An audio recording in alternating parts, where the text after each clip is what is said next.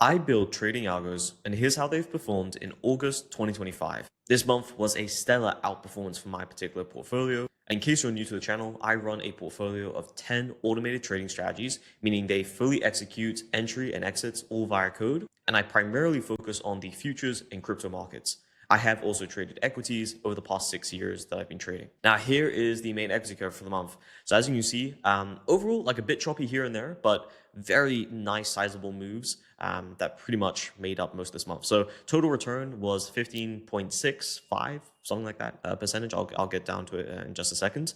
And the most important thing about this month is, in case you've watched any of my other recaps, traditionally my portfolio has higher volatility, so I can totally, withstand maybe a 10%, maybe even 15% drawdown, but definitely the 10% mark. This month, 15.65 give or take percentage return with basically like a 6.5% drawdown, which was incredible. This month was a joy to experience pretty much. It was pretty much just going up most of the time. I did have a bit of a downtrend here where I got a bit worried, but I was still, even if this continued downtrending a bit, I was still going to be up like 5% on the month, 6%. So let's get into the exact stats. So as you can see here, this is the strategies, and then we have the net profit, the drawdown percentage, trades, and profit factor. And the reason why the name category is fully in white is because each one of my strategies, I've basically named them exactly what they are. You'll probably understand this as well if you've ever coded a ton of different strategies or tried to backtest a ton of different strategies. Once you get past the 50 or even 100 mark, you begin to forget pretty much what that strategy was actually doing. And the way I've combated that is by documenting pretty much every strategy through the title of it, so I can clearly understand what it was doing. And also, this is really good if I need to swap out strategies or anything like that in the future. I can instantly kind of know, oh, well, this strategy was because I was trying to do this sort of idea. So yeah, so the actual return was 15.65%, and then we had a 6.54% drawdown. 280 trades in total and a 1.34 profit factor. That doesn't really matter that much. It's a small sample size for the most part. As we can see here, the amount of trades is quite different for each strategy. So we have some strategies that legit only took one trade. This took two, this took three. Now these are primarily more swing-based strategies. And then the rest are more intraday or higher time frame intraday. I have talked about previously that I don't really trade anything below the 10-minute mark.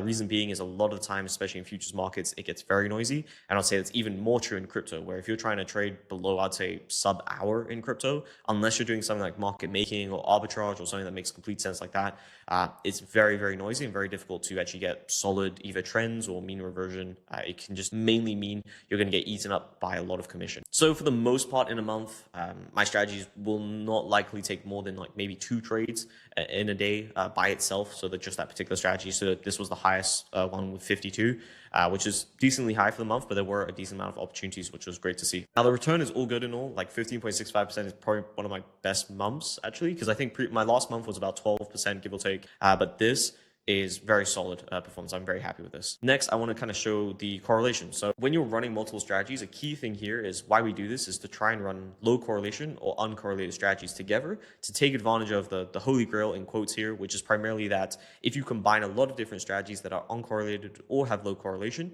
you'll smooth out your total equity curve. Because let's just give a very simple example. If you have a mean reversion strategy and you have a trend following strategy, when the trend following is doing really good, the mean reversion will be doing slightly worse or not very good at all, and that will kind of even out. And then it's the same way on the other side. So if trend following is doing really poorly and a huge drawdown, then mean reversion will be kind of picking up those returns and evening everything out, which overall just means you have a smoother equity curve and better risk adjusted returns.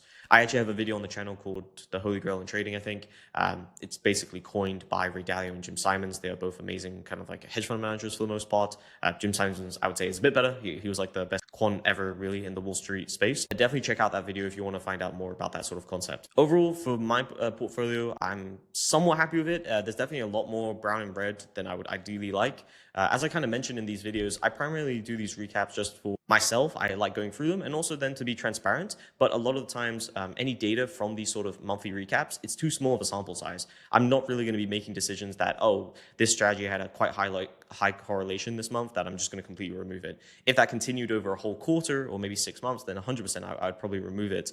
But for just 1 month, I'm not too fast. I would prefer it to be more green. I think last month was way more green, but this is overall fine. Next, I always like showing the long to short trades because I think there's a big misconception that you can find really good short opportunities. And while if you're discretionary, I bet you can, at least in my experience with being systematic, markets overall trend up higher. And short days are very difficult to perfectly calculate because often they're very short, meaning that it's maybe 1, 2 days that are like short bias, and often they're very exaggerated. So if you miss that sort of entry time, you're just going to miss the whole move, or you're going to be chasing it. So at least from my portfolio, I try and always have about 30% of the trades being short base. So I at least have some allocation to going short.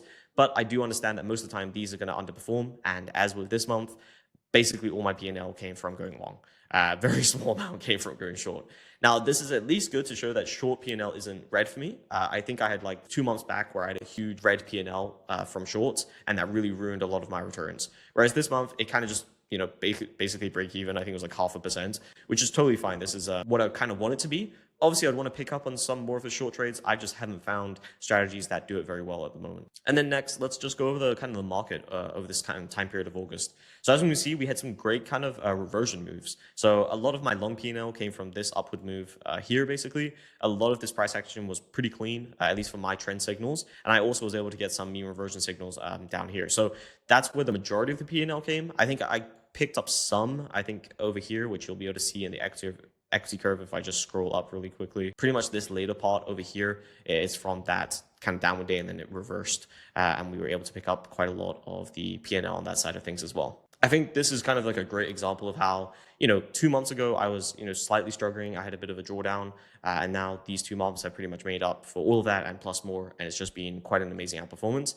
And I think this kind of sums up trading, and this is why you can't view trading as a guaranteed paycheck or anything like that. Overall, what you're doing is you're putting probabilities on, and over a long enough time horizon, you're going to see if those kind of play out. That's primarily what we're doing in a very simple kind of dumbed down method. So you can't guarantee that every month's going to be a green month, or every month you're not going to have, high volatility or variance. And you can't guarantee that, every month's going to be like this. Like this month was pretty much perfect. This is what I dream every month could be like, but you have to understand that probably next month I'll be into slight of a choppy month, and that's totally fine. And you have to accept that.